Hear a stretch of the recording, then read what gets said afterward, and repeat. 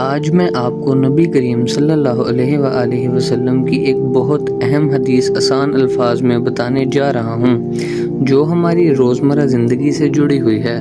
حضرت عبداللہ رضی اللہ عنہ سے روایت ہے کہ رسول اللہ صلی اللہ علیہ وآلہ وسلم نے فرمایا، ان قریب ایسا وقت آئے گا کہ جب تم دیکھو گے کہ کچھ لوگ اپنے رشتہ داروں اور قریبی لوگوں کو زیادہ فائدہ دیں گے اور ایسے کام ہوں گے جو تمہیں پسند نہیں آئیں گے۔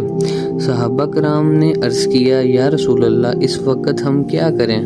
ہمیں کیا حکم ہے؟ نبی کریم صلی اللہ علیہ وآلہ وسلم نے فرمایا، تم حکمرانوں اور ذمہ داروں کو ان کا حق دیتے رہو اور اپنا حق اللہ سے مانگو۔ یعنی اگر کبھی تمہیں لگے کہ دنیا میں انصاف کم ہو رہا ہے تو تم خود غلطی نہ کرو بلکہ صبر کرو اور اپنا معاملہ اللہ کے سپرد کر دو۔ اسلام ہمیں سکھاتا ہے کہ ہم نظم و ضبط اور صبر کے ساتھ رہیں اور اللہ پر بھروسہ رکھیں۔